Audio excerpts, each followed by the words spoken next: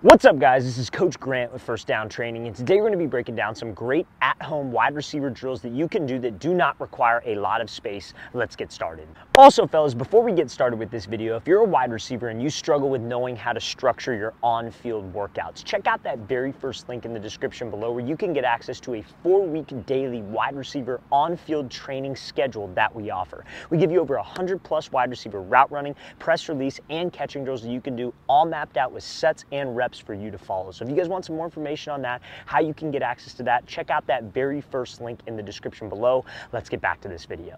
All right, guys, so this first drill that we're going to be talking about is going to help you guys with your balance at the top of the break and being able to drop your hips into the top of the break. So again, all of these drills, you need maybe 3 yards of space. This is not complicated drills, but these are very, very efficient drills that are going to actually help your guys' skills improve. So this first drill, you need 3 cones. Honestly, do this with 2 cones, but what you're going to be doing is working on these transition steps at the top of a break. So you're going to start out here, hands behind your back, and you're going to start to fall forward. Now, when you fall forward at the very last second, you're going to catch yourself into this like hip drop or 1-2 at the top of the break. Now, the reason why we fall forward into this thing is to emphasize having good pad level at the top of the route. If I'm running a route, and let's say I got a DB who's in man coverage, right? Let's say I gave him a move off the line, I'm running, he's right on my hip. Where are his eyes supposed to be? His eyes are supposed to be watching my hips. So if he's looking at my hips and he starts to see my hips raise up before the break and then I drop down, that's something we call an indicator. To be able to sell the route, to be a salesman on the route, you need to keep the exact same pad level from start to finish. You come off that release, it should look the exact same, and your hips are the thing that slow you down. We don't gear up, we don't slow down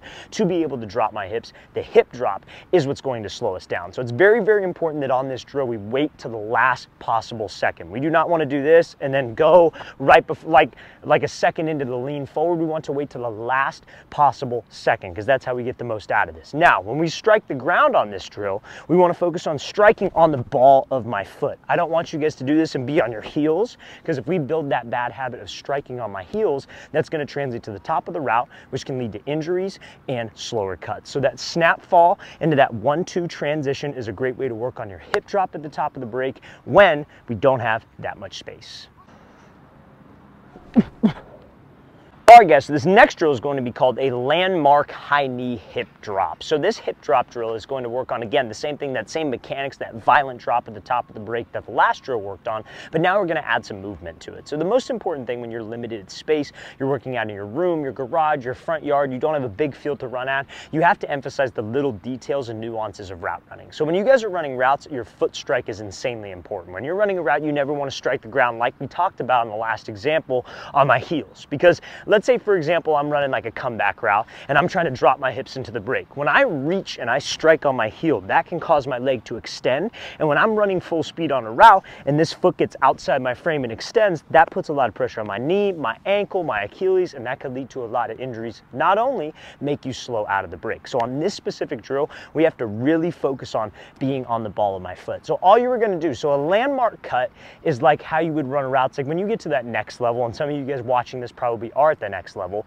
you run a lot of routes off of steps, right? So like maybe you're running like a comeback route, for example, and the trigger step is going to be your 4th inside. So you'll come out of your stance, right? You're here, your left foot's up, this is your inside foot, that's your 1st inside, 2nd inside, etc., and you break on the 4th inside. That's what starts the break. But when you're up against man coverage and you're up against press, that steps, it's very hard to count steps. Steps kind of go out the window, and it's more about a landmark. You'd be breaking at 15 instead of your 4th inside step. So this helps with that. This helps you guys trigger those hips right when you get to that landmark. So all we are doing, you guys have probably seen something similar to this before. We're coming off here, set, go. Fast hands, fast feet on high knees, and I'm going to show you how this is going to look full speed in a second. But as soon as we get up to this yellow cone, it's that hip drop, and you're trying to focus on staying on the ball of your feet. Sit your butt down, bring your chin to your knee, but let's stay on the ball of my foot. Then all you're going to do is turn right back around, come back the exact same way, fast hands, fast feet, and drop here at the red cone, and you're going to do that back and forth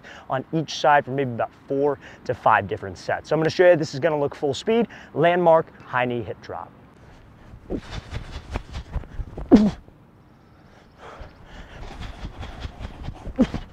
All right, guys, so something you could always work on at home as a wide receiver is your press releases. Now, you may not be able to do like full speed, like diamond release into a slant, catch the ball, but you can still work on your technique off the line of scrimmage, and you don't need a lot of space for that. So this is a great, easy drill that you can do to work on a release called a split release. So I'm sure a lot of you have heard of a split release, maybe some of you haven't. So I'm gonna give kind of a breakdown of the release and then how this drill is going to apply. So a split release is essentially exactly how it sounds. What you are doing is you're coming out in your receiver stance. Let's say maybe the quarterback is to the left of me, so my left foot is up. All you were essentially doing is you were splitting your feet. You were bringing your back foot up even with your front foot, but your front foot at the exact same time as the back foot comes up goes out. So you split your feet and both feet make contact with the ground at the exact same time. So you would do this personally. I would say you could use this against any type of leverage, and that's kind of how this drill is going to work. But let's say, for example, the DB is in head up press. The goal of this is to freeze him, see how he's going to react, and then be able to push because my feet came to a position of balance because they're even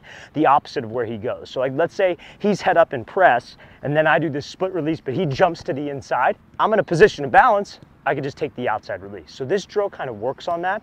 It's also going to help you work restacking after doing this split release. So you're going to set up here. You need 4 cones. You need 2 cones at the top that are even with each other and 2 cones like these yellow cones off to the side. So this works on kind of restacking. So you're starting at the bottom of this red cone. All you're going to do, you're going to give a split release, and then we're going to give a jab after that. So you can work maybe 4 jabs with the left foot, 4 jabs with the right foot. So we're going to be going here, split, jab outside, push, stay tight, and come back around the top to work on that restack. Then you're going to do the same thing, but the opposite way. So you're going to come back here, you give this split release, jab inside, restack, get around these cones tight to emphasize that good stack at the top of the break. Now, why do we do a jab? Why not just split and go? You absolutely can do a split and go, but the split and the jab is something you could work when the DB has a different leverage. So, for example, let's say you really like this split release. You have a DB who's inside shade. You hit him with a split jab and take the outside release. So it's just another tool that you could add to your arsenal with this split. I'm going to show you how it's going to look full speed.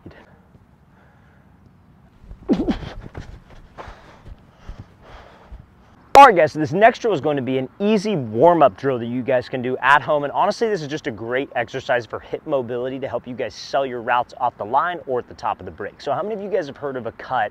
It's called a rocker step, right? So like, let's say you're running a post route, for example, and when you run a post, you break off of the outside foot, you come here on a post. Now, let's say, for example, you got man coverage, DB's trailing your back hip, you have him stacked, right? So you, instead of just breaking off of one foot, you do this kind of 1-2, and you almost shift your hips and fake like you're running a corner, running an out route to get that DB to bite. Now, the mistake that a lot of wide receivers have is that they don't have the mobility in their hips and like the flexibility in their lower body to be able to sell routes like that. So that's where this drill comes from. So don't need a ton of space. You need maybe about 5 to 10 yards. And we're gonna be doing something called a duck walk, okay? So a duck walk is where you're gonna start out here. You're literally going to sit down in a receiver stance, and you are going to push off of your left foot into a step, but you were going to maintain your toes staying forward. And all you were doing is having your upper body work separate from the lower body. You're gonna push side to side like so to work on that push at the top of the break, but also to work on your upper body selling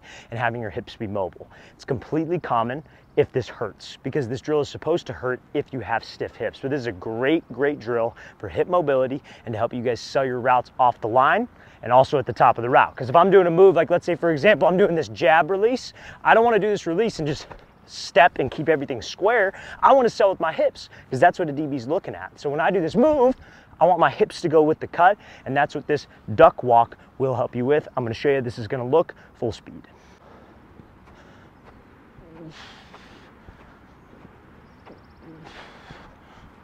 All right, guys, I really want to thank you for watching. I really appreciate it. If you have any questions at all, don't hesitate to leave those in the comment section below. We always appreciate the feedback. It's always great to hear from you guys. And again, if you would like a daily 4-week wide receiver on-field workout schedule that you can follow with the exact drills you should be doing, sets, and reps, check out that very first link in the description below. I'll see you guys next time.